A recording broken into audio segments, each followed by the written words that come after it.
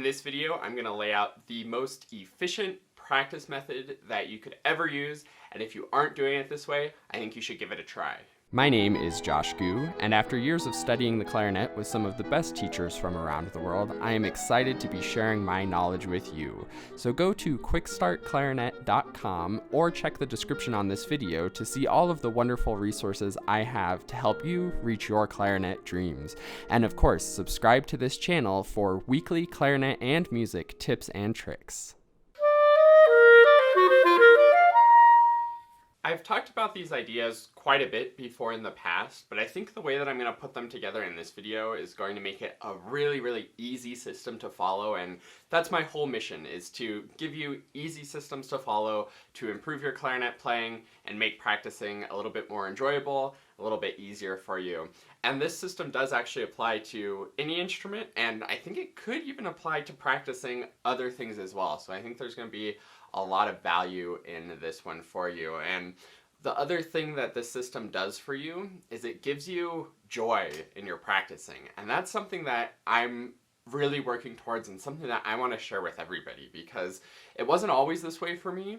When I used to practice, especially in high school and middle school, sometimes I'd actually get extremely frustrated in my practice, so much so that I would kick the stand across the room sometimes because it was just so infuriating that I couldn't get things to work, and I didn't know why it wasn't good. So learning this practice process has made it so now when I practice, it's really enjoyable and I can feel myself making progress. I can feel that I'm getting that growth, and instead of having that frustration of not being perfect, I have that joy of always growing and always moving forward. And that's what I want to give to all of you. And I think if you follow this practice system, it'll give you a good chance of being able to find that joy and find that pleasure in practicing and make it fulfilling, make it so you grow and have a great time in the practice room. So hopefully you can see why having this system is going to be valuable for you. And now let's get into it. So this is based off of Dean Graziosi's success formula, which I've talked about also several times before, but I think it's really good to briefly go over the success formula. It's basically this idea that you need to get really clear about the goal that you want, get really honest about where you are, and when you know where you want to be and where you're at, it becomes pretty obvious where you need to go to get there. So applying that to practicing music, it looks like this process, and this is the million-dollar process that I want you to try in your practice. So step one, whenever you get a new piece to learn, you're not going to do what you probably normally do, where you pull it up, start trying to play it. Maybe you listen through it once to get an idea of how it goes, and then you take the clarinet out and just try to do it. That's not what we're doing. Step one is to figure out, how does the music go? Not how to play it on the clarinet, not how to get your clarinet to do the music, just how does the music go?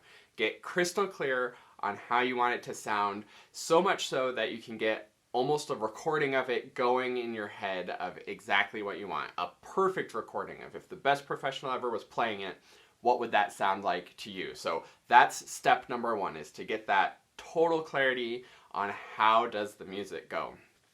The skill that this is called audition. Audition is one of the most important and I think most underdeveloped skills in most musicians.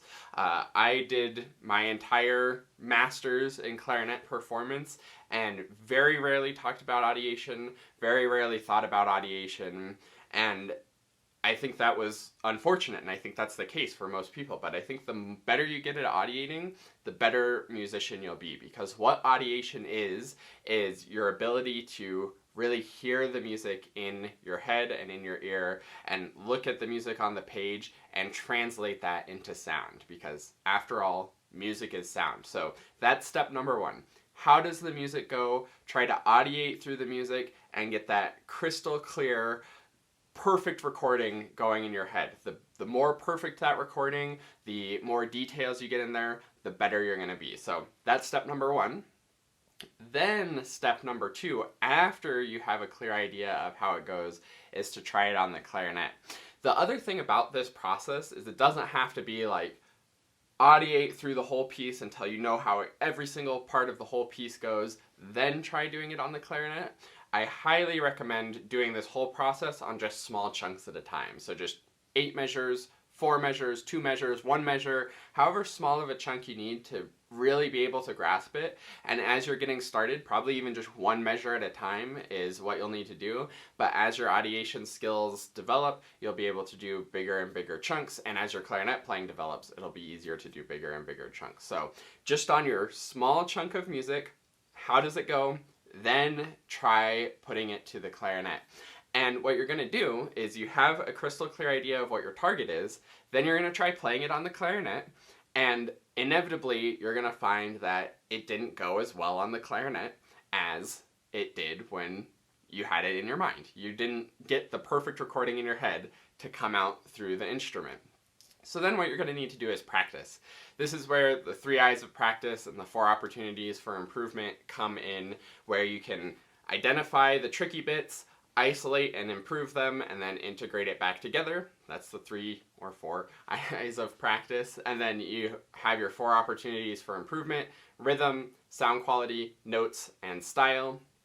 And you can tackle those and see which one of those is sort of giving you issues. Are there opportunities for improvement that you can identify in rhythm, or the sound quality things, or note things, or style things, and then you can dig into those and actually improve those. So that's step number 2, is to try it on the clarinet and then compare what's coming out of the clarinet to what you're doing. And let's call that step 3 actually. So step 1, how does the music go?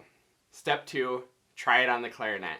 Step 3, compare how what came out of your clarinet compares to that ideal recording in your head, and find those opportunities for improvement. Use the 3 I's of practice to get everything ironed out. And then step 4 is to perform it and practice performing.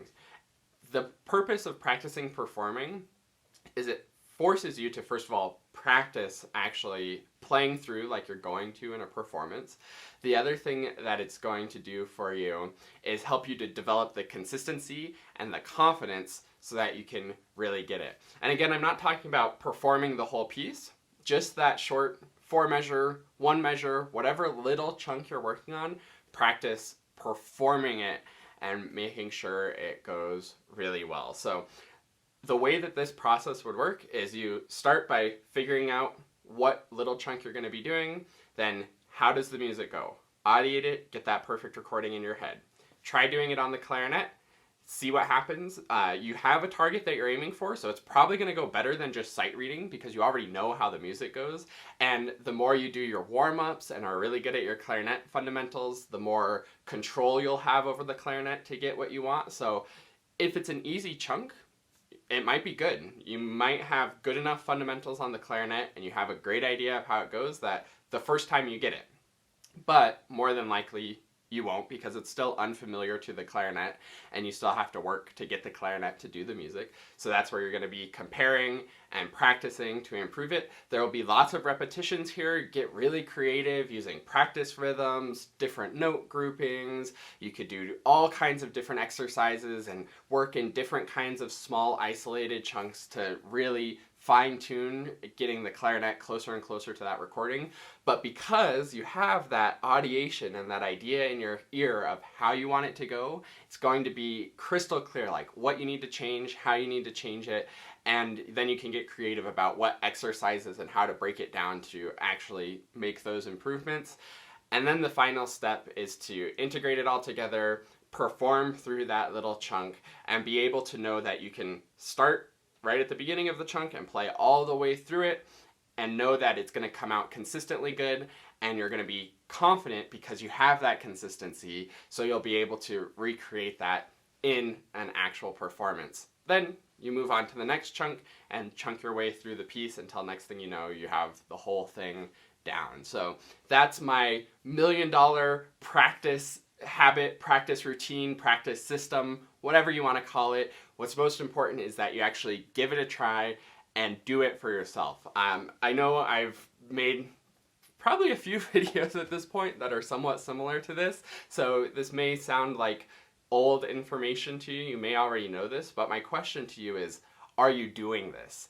Even for me personally, I can be very tempted to sit down and just run through a piece of music and just play through it, especially because for me personally, my clarinet playing is pretty strong, so I can sight read lots of things pretty decently, but I don't always take that time to really figure out how the music goes, and that's one of the big opportunities for improvement in my own playing and my journey. So if I can improve on this, then you can too, and I really encourage you to actually implement it. So next time you go to practice, pick a small chunk. How does the music go? Get that perfect recording. Try it on the clarinet. Compare what comes out of the clarinet to that perfect recording. That'll make it crystal clear what you need to work on. Then, once you've worked on it, practice performing it through so you can get that consistency and get that confidence. And it's that consistency that separates the amateurs from the professionals, and also the level of improvement that they get, and also the level of clarity. So really it all comes down to that success formula again. The more clear you can be, the more opportunity for success you have, the more honest you can be, the better you are at self-awareness and self-reflection to really know where you are, the more that illuminates the path and the difference between where you are and where you want to be. Then it's just a matter of practice to close that gap. And if you're always pushing the goal further and the success higher and getting more and more detail and clarity in that audition, then you'll always be having something to move towards. And that's the beauty of music, like I was talking about in the beginning. That's when practicing feels fulfilling, is when you feel like you're always moving forward towards that goal, and there's always a goal to be moving towards, because it's no fun to be like, oh, I don't actually want to play that good. I can just sort of honk through this and like, here's my goal, met it, done. That's a really boring way to practice. But if you're always trying to find better and better and better, and you're always working up your skills to get closer and closer to that perfect, that goal, that impossibly to reach perfection, then it's going to feel rewarding to be taking steps forward every time, and you'll always have something to look forward in your practice. So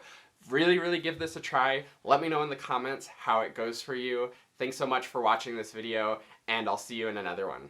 And last but not least, a huge heartfelt thank you to the Dennersons. This is like the QuickStart Clarinet family who supports the channel and helps to make everything that I do possible. If you would like to support the channel and get some awesome rewards in return where we can work one-on-one over video and you can have my full support moving forward on your clarinet journey, then go to quickstartclarinet.com/supporter.